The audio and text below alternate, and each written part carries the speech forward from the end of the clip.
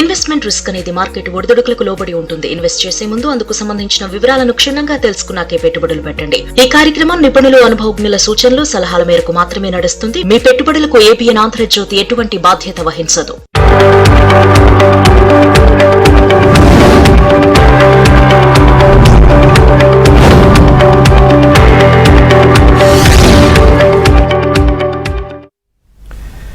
నమస్తే, welcome to ABN business news. ఇక దేశీయ స్టాక్ మార్కెట్లు ఫ్లాట్గా కొనసాగుతున్నాయి. సెన్సెక్స్, నిఫ్టీ నష్టాల్లో, లాభాల్లో ఊగిసలాడుతున్నటువంటి పరిస్థితి. టాటా స్టీల్ కావచ్చు, HCL Tech, Bajaj Auto, Shriram Finance షేర్లు లాభాల్లో కొనసాగుతుండగా SBI, Adani Ports, Bharti Airtel, Eternal, Reliance షేర్లు నష్టాల్లో ట్రేడ్ అవుతున్నాయి. ప్రజెంట్ మనం చూస్తే నిఫ్టీ 50 ఫ్లాట్గా 52 పాయింట్ల లాభంతో కనిపిస్తూ ఉంది. 25,476. బీఎస్సీ సెన్సెక్స్ 82,286 దగ్గర కంటిన్యూ అవుతోంది 61 పాయింట్ల లాభంతో. నిఫ్టీ 500 కూడా దాదాపుగా 71 పాయింట్ల లాభంతో ఉంది. ఫ్లాట్గా అని చెప్పుకోవచ్చు. 23,377 దగ్గర కంటిన్యూ అవుతోంది. ఇటు బ్యాంక్ నిఫ్టీ మాత్రం అది కూడా స్వల్పంగా నష్టాల్లో కనిపిస్తోంది. 94 పాయింట్ల నష్టంతో 60,952 దగ్గర కంటిన్యూ అవుతోంది. ఐటీ మాత్రం ఈరోజు రికవరీ అయినట్టుగా తెలుస్తూ ఉంది. 453 పాయింట్ల లాభంతో ఉంది. 30,507 దగ్గర కొనసాగుతోంది. ఇక మార్కెట్కి సంబంధించి మీకు ఏదైనా డౌట్ ఉంటే స్క్రీన్ పైన కనిపిస్తున్న నంబర్కి కాల్ చేయొచ్చు, లేదంటే కామెంట్ రూపంలో కూడా మీ డౌట్ని ఎక్కడ రాస్తే మనతో పాటు ప్రముఖ ఆర్థికవేత్త, సుప్రీంకోర్టు అడ్వకేట్ డాక్టర్ జీవి రావు గారు స్టూడియోలో ఉన్నారు. వారిని అడిగి మరిన్ని వివరాలు తెలుసుకుందాం. వారితో మీరు కూడా మాట్లాడవచ్చు. సార్ నమస్కారం. నమస్తే అండి. సార్, ఐటీ చూస్తే నిన్న దారుణంగా పడిపోయింది. సో ఈ రోజు కొంచెం రికవరీ. సో ఇది నిలబడుతుందంటారా? ఇది కష్టమేనండి. ఏంటంటే ఇక్కడ మనం గుర్తుపెట్టుకోవాల్సింది, ఐటీ కంపెనీలకు సంబంధించి ఎదురైనటువంటి ఛాలెంజెస్కి సొల్యూషన్ అనేది ఇంకా దొరకలేదు. ఇప్పుడు బేసికల్గా ఏమవుతుందంటే, ఒకప్పుడు మనకి .com బబుల్ లాగా ఆర్టిఫిషియల్ ఇంటెలిజెన్స్ వల్ల ఏదో అడిషనల్ ఎర్నింగ్స్ వచ్చేస్తాయని చెప్పి కంపెనీలు ఎక్కువగా పెట్టుబడులు పెట్టారని, ఆ పెట్టుబడులు తగ్గట్టుగా రిటర్న్స్ వచ్చే అవకాశాలు లేవని, తర్వాత ఈ కంపెనీల యొక్క టర్మినల్ వాల్యూస్ మీద కూడా డౌట్స్ ఏర్పడ్డాయి ఫండమెంటల్గానే. ఎప్పుడైతే ఈ డౌట్స్ ఎక్కువగా ఏర్పడిపోయాయో వాటి యొక్క వాల్యుయేషన్సే క్వశ్చన్ మార్క్ అయిపోయాయి. అందుకే మనం చూస్తే గత 4 రోజులుగా మేజర్ ఐటీ కంపెనీల షేర్లు 20 నుంచి 24% వరకు కూడా పడిపోవడం జరిగింది. టెక్ మహీంద్రా లాంటి కంపెనీలు 6 ఇయర్ లోలో ట్రేడ్ అవటం మనం చూసాం. ఇలా మల్టీ ఇయర్ లోలోకి ట్రేడ్ అవుతున్న తర్వాత అంత దారుణంగా పడిపోయినాక దానిలోంచి కాస్త రికవర్ అయినప్పటికి కూడా అక్కడి నుంచి బాటమ్ అవుట్ అయిపోయా అనేటువంటి సంకేతాలు లేవు. కాబట్టి ఇప్పుడు కూడా ఈ కంపెనీల్లో ఫ్రెష్ ఇన్వెస్ట్మెంట్ చేయాలనుకునే వాళ్ళు ఇంకా కూడా మనకు క్లియర్ సంకేతాలు రానంత వరకు కూడా దూరంగా ఉండటమే మంచిదనేటువంటిదే మనకు తెలుస్తున్నటువంటి విషయం. అందుకని ఐటీ కంపెనీల విషయంలో నెలకొన్న భయాలు పూర్తిగా తొలగిపోయి అనుకోవటానికి లేదు. ఫ్రెష్ ఇన్వెస్ట్మెంట్స్ విషయంలో ఇన్వెస్టర్స్ ఇంకా ఆలోచించాల్సిన అవసరం ఉందండి. రైట్ సార్, మీతో మాట్లాడడానికి అనిల్ కుమార్ గారు ఉన్నారు కాలర్. అనిల్ గారు నమస్కారం. నమస్తే అండి. డాక్టర్ జీవి రావు గారు ఉన్నారు, మీ డౌట్ అడగండి. సార్ జీరావు గారు నమస్తే అండి. నమస్తే అండి. రిలయన్స్ పవర్, సుజలాన్ 30% క్లాస్ లో ఉన్నాను సార్. ఉంచమంటారా, బయటకు వచ్చేయమని? అన్ఫార్చునేట్లీ ఈ 2 కంపెనీల విషయాల్లో ముందుగా రిలయన్స్ పవర్ అయితే మాత్రం మీరు ఎగ్జిట్ కావటమే మంచిదండి. దాని నుంచి రికవరీకి ఏమాత్రం పాసిబిలిటీ కనిపించట్లేదు. లేకపోతే సుజలాన్ విషయానికి వస్తే, సుజలాన్ కూడా ఇప్పుడున్న రేట్లో మీకు ఫాస్ట్ రికవరీకి అయితే అవకాశం లేదు. కానీ మీరు కనుక బాగా ఒక 4-5 సంవత్సరాల పాటు హోల్డ్ చేసే ఆలోచన ఉంటే మాత్రం సుజలాన్లో కంటిన్యూ చేయొచ్చు ఇన్వెస్ట్మెంట్ని. ఎవరైతే ఇన్వెస్టర్స్ కేవలం ఒక 3 నెలలు 6 నెలల కాలం ఆలోచనతో ఉంటారో వాళ్ళు సుజలాన్ నుంచి ఎగ్జిట్ కావటమే బెటర్ అండి. బట్ లాంగ్ టర్మ్ ఇన్వెస్టర్ అయితే మాత్రం కరెంట్ రేట్లో ఎగ్జిట్ కాకుండా వెయిట్ చేయటం మంచిదని చెప్తాను. రైట్ సార్, అట్లాగే ఇందాక మనం ఐటీ కంపెనీ గురించి హెచ్చు తగ్గుల గురించి మీరు చెప్పారు. ఏంటి కారణం ఏంటి అసలు? ఈ ప్రభావితం చేస్తున్న అంశాలు ఏంటి అసలు? దీనికి ప్రధానంగా రండి ఏమవుతుందంటే, మనకి ఐటీ కంపెనీలకు ఫస్ట్ ఛాలెంజింగ్ వచ్చేసి ఓవర్ వాల్యుయేషన్స్. గతంలో ఈ ఐటీ కంపెనీల యొక్క ప్రైసెస్ అంతగా పెరిగిపోవడానికి కారణం ఏంటంటే, వాటి యొక్క ఫ్యూచర్ ఎక్స్పెక్టెడ్ ఎర్నింగ్స్ని చాలా ఎక్కువగా అంచనాలు వేసి హై పిఈ రేట్లతో ఉంచడం వల్ల ఎక్కువ వాల్యుయేషన్లు అవి కోట్ అయ్యాయి. ఇది ఫస్ట్ ఛాలెంజ్. రెండోది, ఏ డెవలప్మెంట్ వల్ల ఈ ఐటీ సేవలు అనేటువంటిది ఈ ఐటీ కంపెనీలు కూడా అవసరం లేకుండానే ఏ ఆధారిత సేవల ద్వారా వేరే వాళ్ళు దీనికి సంబంధించిన సేవలను తక్కువ ధరలో అందిస్తారనేటువంటి భయాలు కూడా ఈ ఐటీ కంపెనీలకు ఎగెనిస్ట్గా నెలకొన్నాయి. వీటికి తోడుగా ఏ కంపెనీలు అయితే కొంత డెట్ బేస్డ్లో వెళ్ళారో, అంటే మరీ మేజర్ కంపెనీలు కాకుండా కొన్ని కంపెనీలు డెట్తో వెళ్ళారో, ఆ డెట్ బేస్డ్ కంపెనీలు కూడా వడ్డీ భారాలు కూడా పెరిగిపోయాయి. ఇవాళ ఈ కారణాలన్నిటితో పాటుగా రానున్న రోజుల్లో ఏ డెవలప్మెంట్ అనేటువంటిది మిగతా సెక్టార్ల పైన ఎట్లా ఉండా ఐటీ కంపెనీల మీద అయితే మాత్రం నెగిటివ్గా చూపించడానికే అవకాశాలు చాలా ఎక్కువైనటువంటి అభిప్రాయం ప్రబలంగా ఉండటంతో ఐటీ కంపెనీల షేర్లు తగ్గుతూ వచ్చాయి. ఒకప్పుడు .com బబుల్ లాగా అవుతుందేమో అనేటువంటి భయాలు కూడా కొంతమందిలో నెలకొన్నాయి. ఈ కారణాల వల్ల ఇప్పట్లో ఇవి అంత ఫాస్ట్గా రికవర్ అయ్యేటువంటి ఇది కూడా కనిపించట్లేదు. ఈ కారణంతో మనం ఈ కంపెనీల పట్ల కొంత జాగ్రత్తగా ఉండాల్సిన అవసరం ఉందని చెప్పొచ్చండి. రైట్ సార్, రాజశేఖర్ గారు ఉన్నారు కాలర్. రాజశేఖర్ గారు నమస్కారం. సార్ నమస్తే సార్, జీవి రావు గారు. నమస్తే అండి. సార్ నేను 3 స్టాక్స్ గురించి తెలుసుకోవాలనుకున్నాను. వెల్స్పన్ లివింగ్ 142లో కొనుక్కున్నాను సార్. 1 బివరేజెస్ 516లో కొనుక్కున్నాను సార్. హెచ్డిఎఫ్సి బ్యాంక్ 951లో కొనుక్కున్నాను సార్. 3 హోల్డ్ చేయమంటారా, ఎగ్జిట్ కమ్మంటారా సార్? ఇప్పుడు హెచ్డిఎఫ్సి బ్యాంక్ విషయానికి వచ్చినప్పుడు అండి, మన మెర్జర్ తర్వాత హెచ్డిఎఫ్సి బ్యాంకు కొంత ఛాలెంజెస్ని ఎదుర్కొంది. ఇప్పుడు సమ్మర్ అరౌండ్ 910, 920ల మధ్య ఇది ట్రేడ్ అవుతుంది. అంటే 920 దగ్గర రాగానే రెసిస్టెన్స్ రావటం, 910లో కొంత సపోర్ట్ రావటం మనం చూస్తున్నాం. ఇక్కడి నుంచి హెచ్డిఎఫ్సి బ్యాంకు పెరుగుదలకి అవకాశాలు లేవంటే ఖచ్చితంగా అవకాశాలు ఉన్నాయి. కానీ ఇది లాంగ్ టర్మ్ ప్లే. అంటే మీరు కనుక కనీసం ఒక 2-3 సంవత్సరాలు హోల్డ్ చేసే ఆలోచన ఉంటే హెచ్డిఎఫ్సి బ్యాంక్ షేర్ ఖచ్చితంగా హోల్డ్ చేయొచ్చండి. అలాగే వరుణ్ బెవరేజెస్ కూడా మీరు లాంగ్ టర్మ్ ఇన్వెస్టర్ అయితే మాత్రం మీరు హోల్డ్ చేయొచ్చు. ముఖ్యంగా ఈ 2 కంపెనీలు కూడా లాంగ్ టర్మ్ ఇన్వెస్టర్స్కి ఏ రకమైన ఇబ్బంది ఉండదు. మీరు 2 to 3 years అన్న హోల్డ్ చేసే ఆలోచన ఉంటే హోల్డ్ చేయండి. రైట్ సార్, హనుమాన్ సింగ్ గారు ఉన్నారు. హనుమాన్ సింగ్ గారు నమస్కారం. నమస్కారం జీవిరావు గారు. నమస్తే అండి. సార్ రైల్టెల్ ఒకటను ఐడిఎఫ్సి ఫస్ట్ బ్యాంక్ ఇక్కడ తీసుకోవచ్చు మాకు 2 years కోసం. ఐడిఎఫ్సి ఫస్ట్ బ్యాంక్ ముందు ఇంకోటి ఏంటన్నారు? రైల్టెల్. ఓకే, రైల్టెల్ రైట్ అండి. రైల్టెల్ ఇప్పుడు మామూలుగా లాంగ్ టర్మ్ ఇన్వెస్ట్మెంట్ కోసం కొనొచ్చండి. కొంచెం తగ్గినప్పుడల్లా కొంచెం స్మాల్ క్వాంటిటీస్ కొనండి. పోతే ఐడిఎఫ్సి ఫస్ట్ బ్యాంక్ విషయానికి వస్తే ఐడిఎఫ్సి ఫస్ట్ బ్యాంక్ మనం ఒక 10% షేర్ ప్రైస్ ఫాలో అవటం చూసాం నిన్న మొన్న. ఎందుకు ఇంతగా ఫాలో అయింది అంటే వీళ్ళ యొక్క ఎంప్లాయీస్లో ఒక ఫ్రాడ్ అనేది డిటెక్ట్ అయింది. వీళ్ళు హర్యానా గవర్నమెంట్నే మోసం చేసి వాళ్ళకి చెల్లించాల్సిన 580 కోట్ల రూపాయల దాకా వడ్డీని ఈ ఎంప్లాయీస్ మ్యానిపులేట్ చేశారని చెప్పి ఆ ఫ్రాడ్ డిటెక్ట్ చేశారు. కాకపోతే బ్యాంక్ పరంగా ఆ డబ్బుని హర్యానా గవర్నమెంట్ చెల్లించేసింది. కానీ ఆ డబ్బుని చెల్లించింది కానీ ఇన్వెస్టర్స్ మైండ్లో ఉన్నటువంటి భయాలను అయితే తొలగించలేకపోయింది. అసలు ఎలా ఈ మోసం చేయగలిగారు? ఇలా ఒక 2 ఎంప్లాయీస్ మోసం చేసినట్టే మరిన్ని కంపెనీల్లో మరిన్ని బ్రాంచెస్లో కూడా ఇంకేదైనా మోసాలు జరిగి ఉండొచ్చు కదా.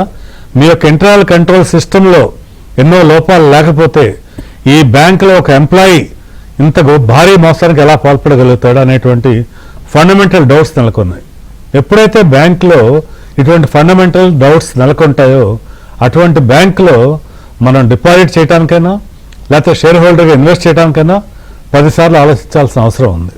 అందుకని మీకు ఎంతో వాల్యుబుల్ బ్యాంక్స్ ఎన్నో అవైలబుల్ అవుతుండగా మళ్ళీ ఐడిఎఫ్సి బ్యాంక్ తోటే మనం పరిగెత్తాల్సిన అవసరం లేదు.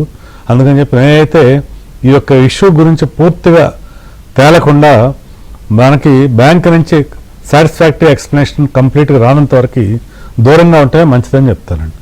సార్ తిరుమలరావు గారు ఉన్నారు. తిరుమలరావు గారు నమస్కారం. సార్ నమస్తే సార్. డాక్టర్ జీవి రావు గారు ఉన్నారు. మీ డౌట్ అడగండి. సార్ ఇప్పుడు బేర్ మార్కెట్ లోకి వెళ్ళిపోయాం. ఒకవేళ బేర్ మార్కెట్ లోకి వెళ్ళిపోతే మన తీసుకోవాల్సిన జాగ్రత్త లేదు. క్లారిటీ లేదండి వాయిస్ ఒక్కసారి. సార్ బేర్ మార్కెట్ లోకి వెళ్ళిపోయా, ఒకవేళ బేర్ మార్కెట్ లోకి వెళ్ళిపోతే మనం ఏ జాగ్రత్తలు తీసుకోవాలి? రైట్ ఇప్పుడు ఓకే చెప్తున్నారు. ఇప్పుడు మనం బేర్ మార్కెట్లోకి వెళ్ళిపోయామని చెప్పేటువంటి క్లియర్ సంకేతాలు ఏమి లేవండి ఇప్పుడు ప్రస్తుతానికి. నిజానికి బుల్ మార్కెట్లోనే కరెక్షన్ జరుగుతుంది తప్పితే ఇప్పుడు ఫుల్ ఫెజ్డ్ బేర్ మార్కెట్లో ఇంకా ఎంటర్ కాలేదు. నిజంగా ఫుల్ ఫెజ్డ్ బేర్ మార్కెట్లోకి ఎంటర్ అయితే దాని యొక్క ప్రభావం చాలా దారుణంగా ఊహించలేనంత ఎక్కువగానే ఉండేటువంటి అవకాశాలు ఉంటాయి. ప్రస్తుతానికైతే భారతదేశం స్టాక్ మార్కెట్లో అటువంటి సంకేతాలు అయితే ప్రస్తుతం లేవండి. ఒకవేళ నిజంగా అది ఎదురైతే కనుక ఆ రోజున ఏం చేయాలి అని చెప్పి అంటే రియల్గా బేర్ మార్కెట్లోకి ఎంటర్ అయితే బేర్ మార్కెట్ స్ట్రాటజీస్ అనేవి డిఫరెంట్గా ఉంటాయి. ఆ పరిస్థితులు వచ్చినప్పుడు దాని గురించి మనం సపరేట్గా మాట్లాడుకుందాం. ప్రస్తుతం అయితే మాత్రం ఇది బుల్ మార్కెట్లో వచ్చినటువంటి ఒక కరెక్షన్గానే భావించండి తప్పితే అది కూడా సెక్టర్ స్పెసిఫిక్గా ఐటీ కంపెనీస్లో కొన్ని సెక్టార్లో మాత్రమే మనం ఎఫెక్ట్ అనేటువంటి చూసాం. కాబట్టి ఓవరాల్ మార్కెట్ ఏమో ఇంకా బేర్ మార్కెట్ స్టేజ్లో లేదండి. రైట్ సార్, కొన్ని కామెంట్స్ ఉన్నాయి. స్వర్ణలత గారు అడుగుతున్నారు, ఈ వేర్ ఎనర్జీ అనేది కరెంట్ లెవెల్స్లో తీసుకోవచ్చా? ప్రస్తుతం అయితే అవాయిడ్ చేయడం మంచిదండి ఈ రేట్లో. ఓఎఫ్ఎస్ఎస్ ఎట్లా ఉంటుంది సార్ లాంగ్ టర్మ్ కోసం? గొట్టిపాటి ఉపేందర్ గారు, అనుదీప్ గారు సార్. లాంగ్ టర్మ్ కోసం కూడా ఇప్పుడు ప్రజెంట్ రేట్లో అయితే అవాయిడ్ చేయడం మంచిదండి. రైట్ సార్, అట్లాగే ఇప్పుడున్న దాంట్లో ఈ ఐడిఎఫ్సి ఫస్ట్ బ్యాంక్ 10% అదే ఇప్పుడు మనం మాట్లాడుకున్నాం. ఇప్పుడు అదేంటంటే అక్కడ హర్యానా గవర్నమెంట్ వాళ్ళ డిపాజిట్స్ ఉన్నాయండి. దానిలో 580 కోట్ల రూపాయలని ఎంప్లాయీస్ ఫ్రాడ్ చేశారండి. ఫ్రాడ్ చేసి అసలు అక్కడ గవర్నమెంట్కి అది ఆ డబ్బు వాళ్ళ అకౌంట్లో లేకుండా మాయం చేశారండి. అయితే ఆ ఆరోపణ రాగానే బ్యాంక్ వచ్చేసి ఏం చేసిందంటే ఇమీడియట్గా ఆ డబ్బుని హర్యానా గవర్నమెంట్ చెల్లించిందండి. మేము చెల్లించేస్తాం కాబట్టి మేము క్లియర్ అయిపోయారు వాళ్ళు అంటే క్లియర్ అయ్యారని మనం చెప్పలేం కదండి. ముందుగా అసలు ఎంప్లాయీ ఎలా చేయగలిగారు ఈ ఫ్రాడ్? ఒకళ్ళైనా ఇద్దరైనా ఎవరైనా కానీ వాళ్ళ మీద మీరు సస్పెండ్ చేస్తుండొచ్చు, ఇంకోటి అవ్వచ్చు. పూర్తి ఎంక్వైరీ చేసి మీ యొక్క ఇంటర్నల్ ఆడిట్ వ్యవస్థ మరి అంత బలహీనంగా ఉందా అనేటువంటి అనుమానాలు నాలాంటి అనలిస్టులకు ఎవరికైనా కలుగుతున్నాయండి. ఎందుకంటే అది చిన్న విషయం కాదు కదండి. 580 కోట్ల రూపాయలు ఒకళ్ళిద్దరు ఎంప్లాయీస్ సాఫ్ట్వేర్ మీద బేస్ అయినటువంటి డెవలప్మెంట్తో ఉన్న బ్యాంకింగ్ వ్యవస్థలో ఒక ఇద్దరు ఎంప్లాయీస్ ఫ్రాడ్ చేయగలిగారు అంటే మీ యొక్క ఇంటర్నల్ ఆడిట్ వ్యవస్థ అంత లోపభూయిష్టంగా ఉందా అనుమానాలు కలుగుతున్నాయి. ఇవన్నీ కూడా వాళ్ళు విచారించి కంప్లీట్గా దానికి సంబంధించినటువంటి నివేదికలు వచ్చేంత వరకు కూడా ఈ యొక్క దీనిలో ఫ్రెష్ ఇన్వెస్ట్మెంట్లు ఏమైనా చేయాలనుకుంటే దూరంగా ఉంటేనే మంచిదండి. ఫోరెన్సిక్ ఆడిట్ KPMG వాళ్ళు చేస్తున్నారు.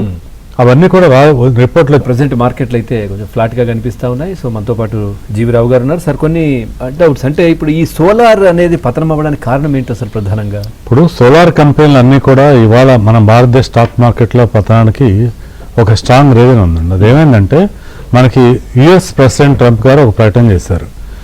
సోలార్ కంపెనీలకి భారతదేశంలో విపరీతమైనటువంటి ప్రోత్సాహాలను ఇచ్చి అవి చాలా తక్కువ ధరలకు మాత్రమే వాళ్ళు వేరే దేశాలకు ఎక్స్పోర్ట్ చేసేటువంటి పరిస్థితులను కల్పించారు.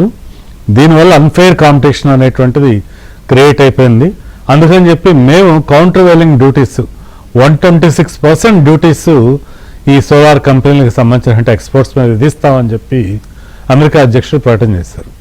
దీని ప్రభావంతో ఏ సోలార్ కంపెనీలు అయితే అమెరికన్ ఎక్స్పోర్ట్స్ మీద కొంతవరకు ఆధారపడ్డాయో వాటన్నిటికి కూడా ఇవి చాలా నెగిటివ్ ఎఫెక్ట్ చూపించాయి. దాని కారణం వల్లనే సోలార్ కంపెనీల్లో కొన్ని కంపెనీల షేర్ల ధరలు 10 నుంచి 14% వరకు కూడా ఈరోజు ఫాలో అవటం మనం చూసాం అన్నమాట. ఇది కాకపోతే టెంపరీ ఎఫెక్టే అవ్వచ్చు. ఎందుకంటే ఈ కంపెనీలు అన్నీ కూడా కేవలం అమెరికా ఎక్స్పోర్ట్స్ మీద మాత్రమే ఆధారపడలేవు. ఎవరైతే కొంత ఎక్కువ భాగం అమెరికా ఎక్స్పోర్ట్స్ మీద ఆధారపడినా వాటికి మాత్రమే ఈ ఎఫెక్ట్ ఇప్పుడు ఏర్పడిందని చెప్పొచ్చు.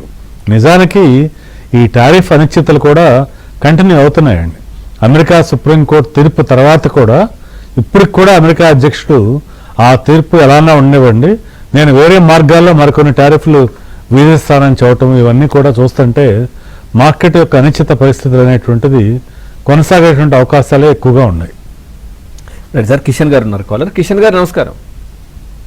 నమస్కారం అండి, రావు గారు నమస్కారం. నమస్తే అండి. ప్రస్తుత పరిస్థితిలో యూనివర్సల్ కేబుల్ ఒకటి కెనరా బ్యాంకు లాంగ్ కోసం ఏ రేట్ లో తీసుకోవచ్చు sir? Canara bank current rate నుంచి కూడా మీరు లాంగ్ టర్మ్ కోసం అని చెప్పి ఇన్వెస్ట్ చేయొచ్చండి. కెనరా బ్యాంక్ యొక్క లాభాలు క్వార్టర్ ఆన్ క్వార్టర్ కూడా మార్కెట్ అంచనా తగ్గట్టుగానే ఉండే, ఇక్కడి నుంచి కూడా మరింత మంచి రిజల్ట్ ఇచ్చే అవకాశం ఉంది. కాబట్టి మీరు కెనరా బ్యాంక్ మీద సిస్టమాటిక్ వేలో ఇన్వెస్ట్ చేయడానికి ప్రాధాన్యత ఇవ్వండి. రైట్ సార్, శ్రీనివాస్ గారు ఉన్నారు కాలర్. శ్రీనివాస్ గారు నమస్కారం. సార్ నమస్కారం సార్, జీవీఆర్ సార్ గారికి మాట్లాడండి. నమస్తే అండి. సార్, PVC పైపులలో అపోలో పైప్స్ ఏమన్నా ఫండమెంటల్ గా లాంగ్ టర్మ్ తీసుకోవచ్చా? అదేవిధంగా వాటర్ సెక్టర్ లో వచ్చేసి వాటెక్ వాబాగ్ అనేది ఏ రేట్ లో తీసుకోవచ్చు ఫండమెంటల్ గా? వాటెక్ వాబాగ్ అండి లాంగ్ టర్మ్ కోసం అని చెప్పి మీరు ఇన్వెస్ట్ చేయాలనుకుంటే ఒక సిస్టమాటిక్ ఇన్వెస్ట్మెంట్ బేసిస్లో ప్రతి నెల కూడా క్రమం తప్పకుండా కొన్ని షేర్లు మీరు ఇన్వెస్ట్ చేసుకుంటూ వెళ్ళండి.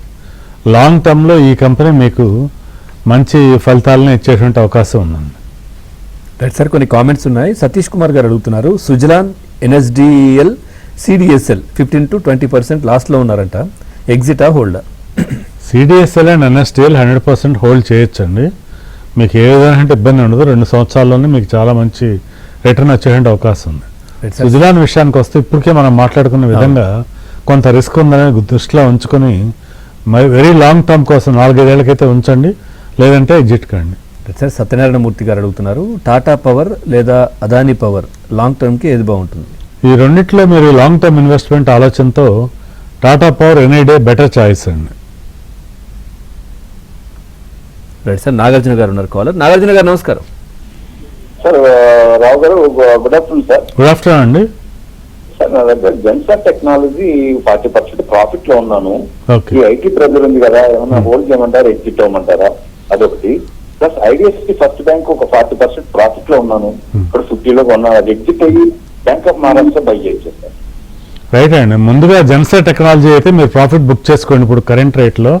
మళ్ళీ మార్కెట్లో ఐటీ సెక్టార్ యొక్క స్టెబిలైజేషన్ తర్వాత ఫర్దర్గా ఎంటర్ అయ్యే విషయం ఆలోచించండి. ఐడిఎఫ్సి ఫస్ట్ బ్యాంక్ నుంచి ఎగ్జిట్ అయితే తప్పేం లేదు, కానీ బట్ మీరు అక్కడి నుంచి బ్యాంక్ ఆఫ్ మహారాష్ట్రకి కరెంట్ రేట్లో షిఫ్ట్ అవ్వకండి.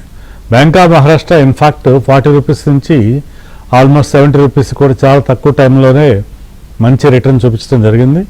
ఇప్పుడు ఈ రేట్లో ఐడిఎఫ్సి ఫస్ట్ బ్యాంక్ నుంచి ఎగ్జిట్ అయ్యి ఐఓబీలోకి షిఫ్ట్ అయ్యే ఆలోచన చేయండి. లేదనుకుంటే మీకు లాంగ్ టర్మ్ కోసం స్టేట్ బ్యాంక్ ఆఫ్ ఇండియా ఇంకా బెటర్ చాయిస్ అండి. సార్, వెంకట్ గారు ఉన్నారు. వెంకట్ గారు నమస్కారం. నమస్కారం సార్. మీ డౌట్ అడగండి. డాక్టర్ జీవి రావు గారు ఉన్నారు. సార్ ఐఆర్ఎఫ్సి మార్కెట్ డౌన్ అయ్యింది సార్. IRF okay. నమస్తే సార్. IRFC down sir. ఏంటి అంటే ఏంటండి మీ డౌట్ ఏంటో? ఐఆర్ఎఫ్సి షేర్ మీ డౌట్ ఏంటి? మీ దగ్గర ఉన్నాయా, కొనాలనుకుంటున్నారా? ఉన్నాయి సార్, ఉన్నాయి. ఓకే. ఎక్కువ పడిపోయింది. ఎక్కువ పడింది, ఏంటి కారణం? అయితేనండి ఇప్పుడు మార్కెట్ ఫాల్లో లాంగ్ టర్మ్ ఇన్వెస్టర్ అయితే మాత్రం ఐఆర్ఎఫ్సి షేర్ మీరు హోల్డ్ చేయొచ్చు. ఇప్పుడు ఫ్రెష్ బయింగ్ ఏం చేయొద్దు, ఫర్దర్ యాడ్ చేయదు, కానీ ఇప్పటికే ఉన్న షేర్లు అయితే హోల్డ్ చేయండి. లాంగ్ టర్మ్ ఇన్వెస్టర్కి ఏ రకమైనటువంటి ఇబ్బంది ఉండదండి. సార్, అట్లాగే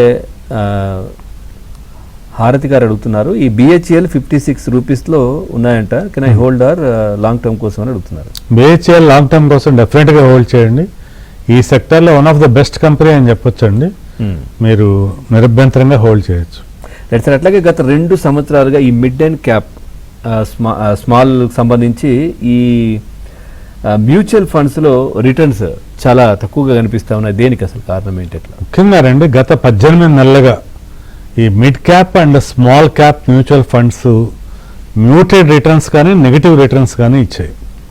దీనికి ప్రధానంగా ఏంటంటే అంతకు ముందు కాలంలో ఈ మిడ్ క్యాప్ స్మాల్ క్యాప్ విపరీతమైన ర్యాలీస్ చూపించి ఎంతో రిటర్న్ ఇచ్చినప్పటికీ ఈ లాస్ట్ 18 monthsలో మనకి నిఫ్టీ 50 లేకపోతే బిఎస్సి సెన్సెక్స్తో పోలిస్తే ఈ మిడ్ క్యాప్ స్మాల్ క్యాప్ చాలా తక్కువ రిటర్న్సే అందించాయి.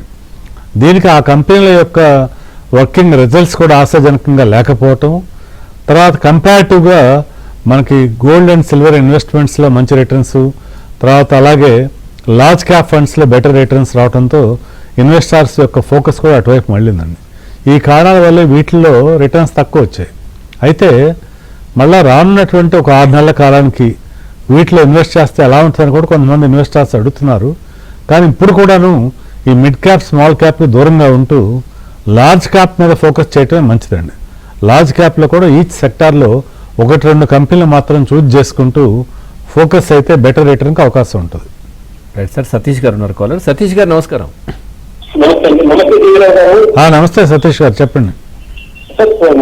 నా దగ్గర కేబుల్స్ ఒకటి, అశోక్ లేలాండ్, హిందుస్థాన్ కాపర్ ఇంకా కొన్ని యాడ్ చేసుకోమంటారా ప్రజెంట్ రేట్లో? రైట్ అండి, హిందుస్థాన్ కాపర్ మీరు డెఫినెట్గా యాడ్ చేసుకోవచ్చు అండి. తగ్గిన ప్రతిసారి కూడా హిందుస్థాన్ కాపర్ యాడ్ చేయండి. అలాగే ఫినోలెక్స్ కేబుల్ కూడా మినిమం 3 years హోల్డింగ్ ఆలోచన ఉంటే మరికొన్ని షేర్లు యాడ్ చేయొచ్చు అండి. కాకపోతే యాడ్ చేద్దామన్న క్వాంటిటీ ఎంటైర్ క్వాంటిటీని సేమ్ డే కాకుండా మీరు ట్రెంచెస్లో మామూలుగా తర్వాత కొన్ని షేర్ల కాడికి యాడ్ చేసుకుంటూ వెళ్ళండి. ఓవరాల్గా లాంగ్ టర్మ్కి మీకు మంచి ఫలితమే వస్తుందండి. రైట్ సార్, సుధాకర్ గారు ఉన్నారు. సుధాకర్ గారు నమస్కారం. డౌట్ అండి. మీ డౌట్ అడగండి. కేఈ ఇండస్ట్రీస్ 200 షేర్లు ఉంచుకోవాలా లేకపోతే అమ్మాలా? అంటే ప్రాఫిట్ లో నమ్ముతండి. హలో, ప్రస్తుత రేట్లో మీరు దీన్ని ప్రాఫిట్ బుక్ చేసుకోండి. ఇప్పుడు ప్రాఫిట్ బుక్ చేసుకుని మళ్ళీ మార్కెట్లో ఇదే కంపెనీలోనే హోల్డ్ చేయాల్సిన అవసరం లేదు. మీకు ఎన్నో అవకాశాలు ఉంటాయి. సో మార్కెట్ ఇంకొస్త ఫాలో అయినప్పుడు ఫర్దర్గా మంచి వాల్యూ స్టాక్స్ కోసం చూడొచ్చండి. రైట్ సార్, మస్తాన్ రావు గారు అడుగుతున్నారు. ఎస్ బ్యాంక్ 1000 షేర్స్ ఉన్నాయండి సార్, 17 రూపాయల్లో.